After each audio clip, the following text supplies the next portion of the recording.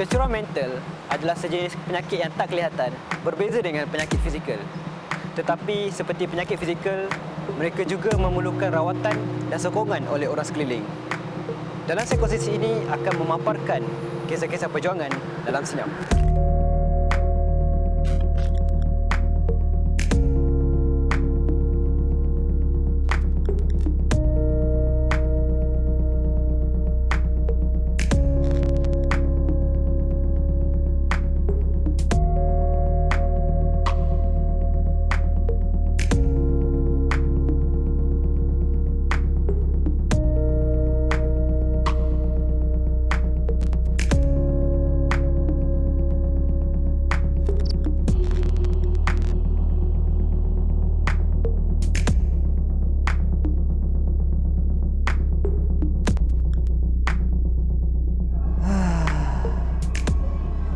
Rasa sedih betul lah.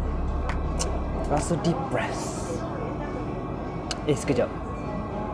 Apa beza sedih dengan depression? Nampak macam sama je. Episod kali ini, Major Depressive Disorder. Bersama saya, hos anda, Aiman Amri, dalam rancangan Psikosis.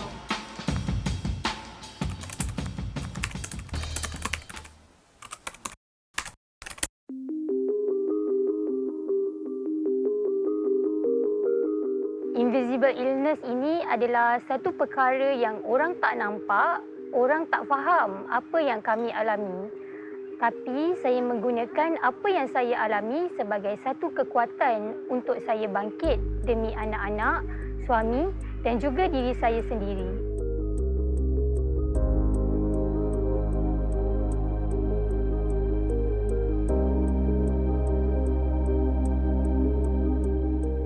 Bersama saya hari ini, seorang pejuang Major Depressive Disorder.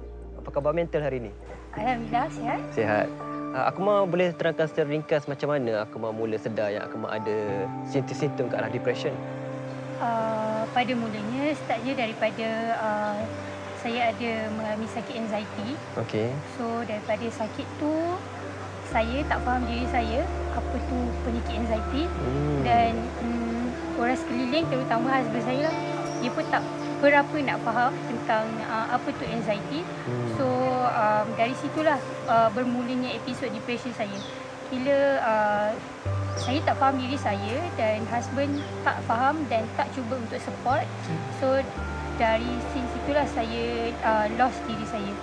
So bila rasa sedih, rasa anxiety tu takut nak bunuh diri, takut mati. Tapi bila lapse dengan depression, dia rasa macam terlalu tak berguna. So bila ada follow up check up, cerita dekat doktor, so doktor cakap saya dah masuk dalam cycle depression. Oh, berapa lama ambil masa daripada Akmal mula sedar simptom ni dengan perjalanan jumpa dengan doktor untuk diagnosis?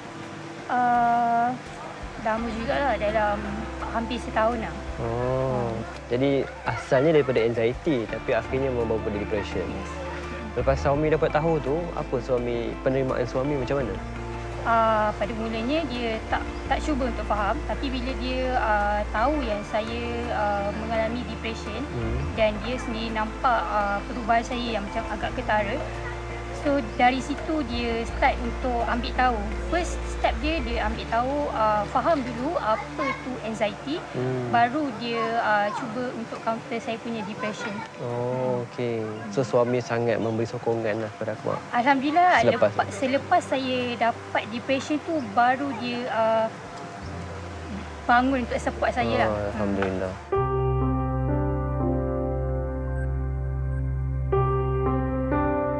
Macam mana Khairul dulu waktu awal tahu Akmal ada depression? Masa tu susah jugalah nak terima. Bukan tak diterima, cuma kita tak tahu. Jadi bila kita tak tahu, apa benda yang kita buat semua ni serba salah. Oh. Contohnya kalau katalah dia kata dia letih ke, dia penat. Kita akan kata rehat lah, tidur ke apa kan. Tapi dia tak boleh terima kita cakap macam tu. Dia nak kita cakap, contohnya macam dia kata dia penat. Rehat. Kalau kita kata rehat je, dia kata dia tak nak rehat, dia nak buat benda lain. So kita kena bagi suggestion. Okey, kita pergi aman dia, just relax. Dia nak macam tu. Betul, awal-awal bila Khairul dapat tahu yang Akmal ada depression, penerimaan Khairul macam mana? tak boleh terima juga sebab kita fikir kenapa dia boleh depress sedangkan kita orang okey je, tak ada masalah keluarga pun, tak ada masalah kewangan pun biasa je macam orang lain. Cuma masalah kerja tak tahulah kan, dia balik kerja just cerita macam kerja apa yang dia buat, dia stress dengan customer. Jadi kita cakap sabar ke ataupun terima je lah kan. Nanti dia pun akan stres juga sebab bagi dia kita tak boleh just cakap sabar je. Kena bagi support dekat dia lah. Jawapan tu tak mantu untuk dia. Jawapan tu tak membantu.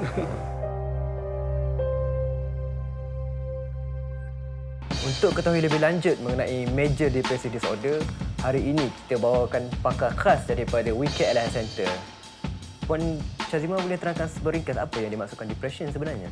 Okey, depression itu adalah sejenis disorder di mana seseorang itu mungkin akan ada perasaan kecewa, putus harapan, sedih, dia pilu. Lepas tu dia ada masalah dari segi dia tidak boleh berfungsi dalam kehidupan hariannya.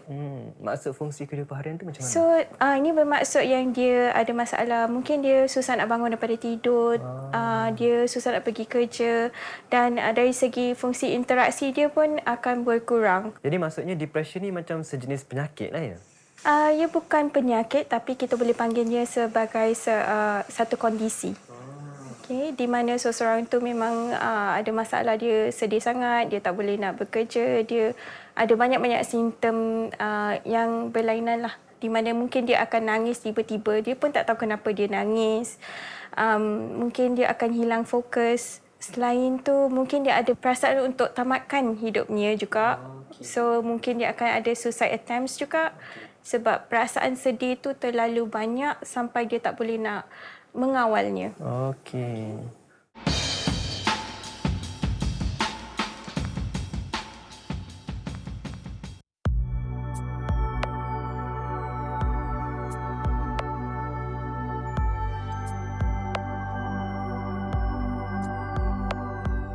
Jadi waktu sepanjang Akmal dalam fasa depression kan, kalau saya boleh tanya agak peribadi kan, bila agak-agaknya fasa yang paling mencabar? Apa berlaku waktu paling mencabar tu?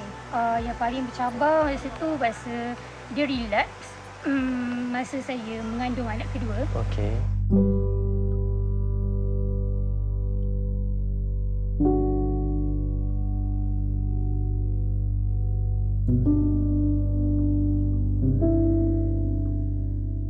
Tak tahu macam mana. Saya rasa memang sangat tertekan dan nak bunuh diri. So husband pun nampak dan dia cuba macam tenangkan saya, dudukkan saya, lepas tu bagi saya air, macam bagi relax dulu. Tapi lepas terjadi tu saya ternampak anak saya yang pertama tu. So rasa macam Dia nampak lah dia nampak apa yang berlaku. scenes yang saya buat tu dan dia menangis. So dari situ saya rasa macam ya Allah, anak aku nampak. So bila dia nampak benda macam tu, bila saya buat, saya takut benda tu terkesan dekat dia lah. So dari situ saya cuba juga untuk macam anything happen, bila saya lost control ke, saya cuba cakap dengan husband, saya cuba calmkan diri saya supaya tak berlaku lagi lah benda macam tu. Peranan suami waktu tu memang sangat-sangat memberi kesan positif lah kepada Akmal. Alhamdulillah lah, banyak peranan dia yang macam saya tak expect yang dia boleh bantu saya dalam macam maksudnya bila depression atau anxiety saya trigger, dia banyak membantu untuk tenangkan saya. Ataupun kalau bila saya dapat anxiety, saya tak boleh nak jalan, tak boleh nak bangun ke apa. Tapi bila kawan-kawan saya kata apa tak boleh nak jalan. Tapi bila husband saya datang, dia kata kalau saya suruh dia jalan, dia boleh jalan. Bila saya dengar dia cakap macam tu, maknanya saya selamat dengan dia. So dari situ macam so otak saya macam okey, saya selamat dengan dia, maknanya saya boleh berjalan.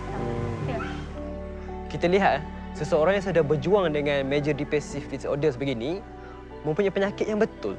Ia bukanlah kerana mengada-ngada, bukan kerana buat-buat, bukan kerana tak cukup iman, tapi ia sejenis penyakit. Dan seperti mana penyakit yang lain, ia memerlukan rawatan oleh pihak profesional. Dan satu lagi kita boleh lihat ke sini adalah macam mana peranan sistem sokongan sosial, iaitu suami Akmal sendiri menjadi sokongan yang sangat-sangat membantu. Betul?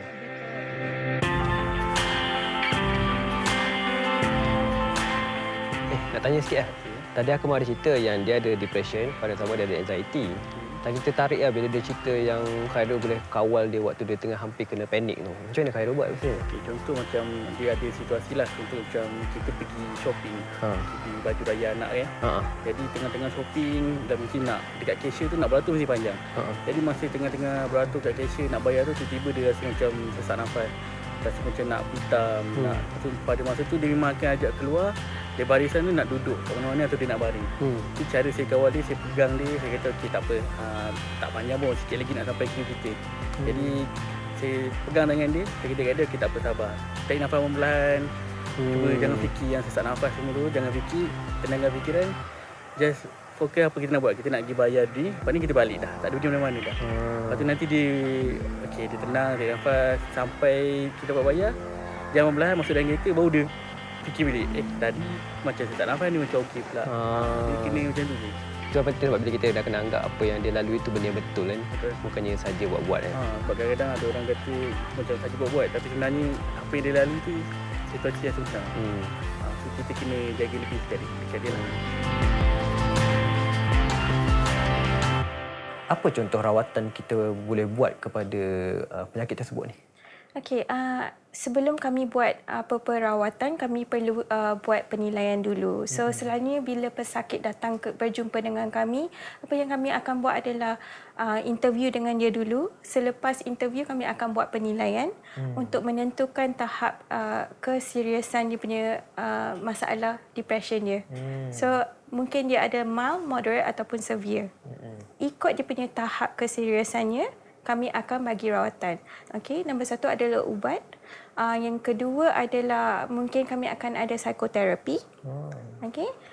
Dan juga kami akan buat teknik-teknik terapi. Dalam psikoterapi juga ada cognitive behavioral therapy juga. Maksudnya mengikut keadaan pejuang tersebut lah. Betul. Bila Puan Syazima sebut pasal cognitive behavioral therapy, betul saya sebut? Ya, betul. Apa tu?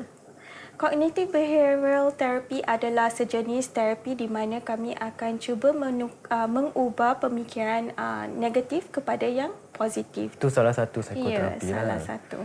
Dan bila Puan Syazima sebut mengenai depression kan, kadang saya tertanya-tanya jugalah, adakah ini dalam kalangan orang dewasa juga, kanak-kanak pun boleh kena juga? Kanak-kanak pun boleh dapat depression. Dia punya simptom-simptom adalah berlainan daripada tak orang sama dewasa. Lah dengan orang dewasa.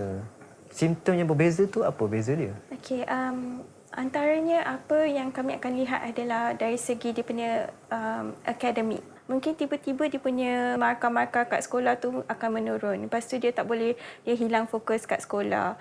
Lepas tu dia ada simptom-simptom di mana dia cepat marah, dia cepat tantrum, menyendiri. Kita boleh nampak dia punya changes yang dia akan ubah daripada yang positif jadi negatif nampak. Tapi kita tak boleh nak cakap yang tiba-tiba kalau kita dengar ada budak ada simptom-simptom seperti itu, tak bolehlah nak terus cakap dia ada depression. Kita kena buat penilaian dululah. Kalau dia dalam level klinikal baru kami akan bagi diagnosis seperti itu. Okey.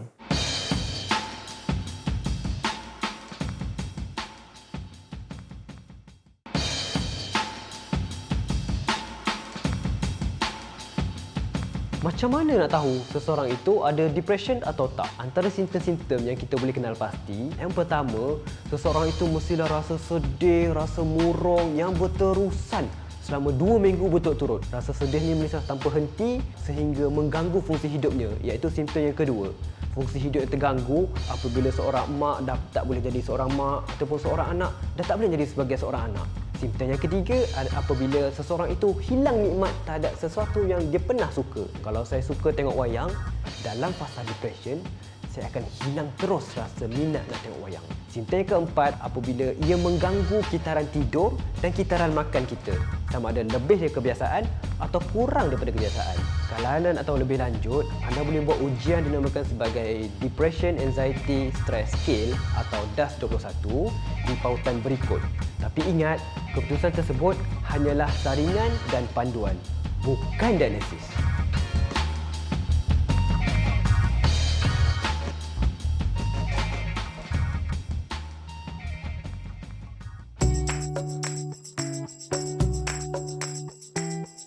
saya percaya untuk penonton di luar sana, mesti ada yang sedang berjuang dalam senyap, yang memilih untuk tidak memperterih orang lain sebab takut dengan stigma, takut dengan label. Akmal sendiri sebagai seseorang yang ada pengalaman diberi label dan mendapat sokongan daripada suami, ada apa-apa pesanan atau nasihat untuk para pejuang di luar sana? Okey, sebagai seorang pejuang depression, pada pertamanya kita kena faham diri kita sendiri, apa yang terjadi dengan diri kita sendiri.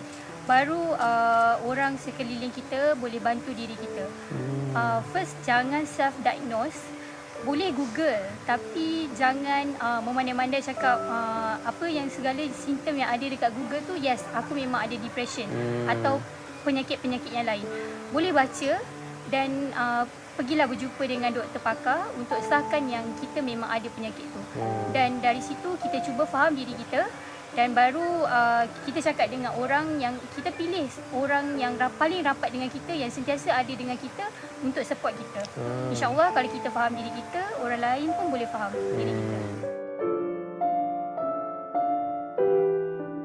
Apa pendapat Puan dekat luar sana? Kadang-kadang ada yang buat ujian bertulis dalam talian, dekat internet. Lepas tu dia dapat jawapan. Lepas tu dia buat diagnosis sendiri bahawa aku ada depression. Pendapat Puan pasal ni?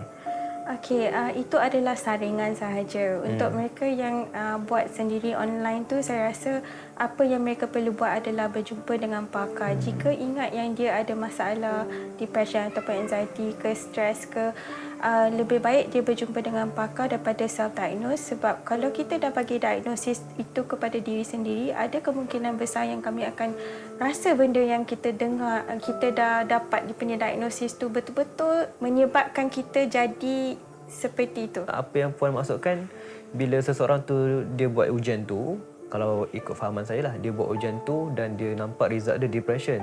Tapi asalnya dia tak depress pun, dia lebih mungkin sedih, berlebihan sikit kan. Tapi sebab dia nampak diagnosis tu sebagai label, menyebabkan dia menjalani hidup dia sebagai dia ada depressed depression. people. Yes, betul tu. So mungkin dia ada kesedihan yang biasa, mungkin dia baru kehilangan kawan baik dia ke ataupun seseorang yang dia sayang ke. Dan pada masa dia buat dia punya skill kat online tu, ialah nampak macam dia ada depression. So tidak semestinya dia ada depression.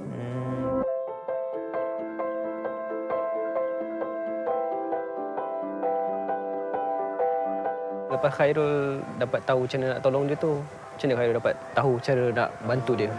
Ada saya tengok juga Google, kebanyakannya Google lah. Bila saya Google, saya tengok apa yang boleh kita bantu untuk sakit depresi ni semua kan. Lepas tu dah Google baru tahu macam mana kita kena bagi support dekat dia.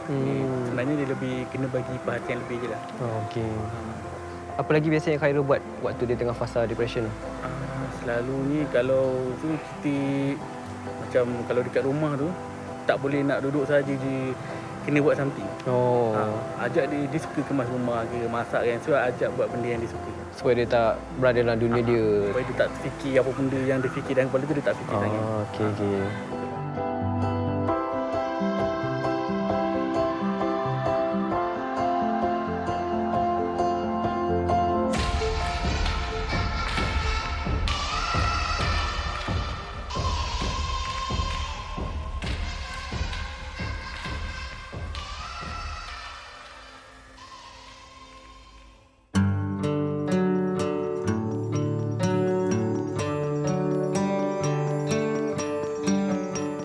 Macam mana pula kalau untuk mereka yang kadang-kadang ada yang memilih untuk tak nak makan ubat ataupun tak nak jumpa doktor walaupun dah memang dalam appointment? Akmal sebagai seorang pejuang. Saya dah beberapa tahun masih lagi under dengan doktor psikiatrik. Ubat tu kalau boleh makan ikut apa yang doktor pesan, melainkan kalau kita ada apa-apa efek, bagi tahu doktor. Mungkin doktor boleh slowkan dos kita ataupun tukar pada ubat yang lain.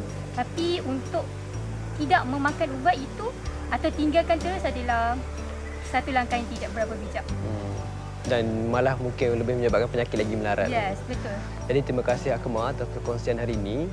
Kita boleh lihat macam mana perjalanan seorang pejuang major depressive disorder adalah yang pertama sekali adalah untuk kenal diri sendiri, iaitu tahu diri ada masalah, ada penyakit, ada masalah emosi.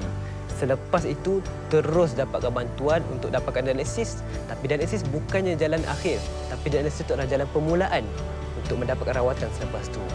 Dan dalam masa yang sama, sepanjang proses ni lah kita kena ada bantuan sokongan sosial daripada keluarga, kenalan yang memahami kita. Yang penting adalah dapatkan bantuan. Apabila berhadapan dengan pejuang kecelakaan mental, elakkan cuba menjadi pakar. Jadilah seorang kawan yang mendengar dan memberi sokongan tanpa stigma. Galakkan mereka untuk dapatkan bantuan kerana tak sempurna kesihatan seseorang tanpa kesihatan mentalnya. Temui saya, Aiman Amri, hos anda dalam rancangan Psikosis untuk kupasan topik kecelakaan mental yang lain.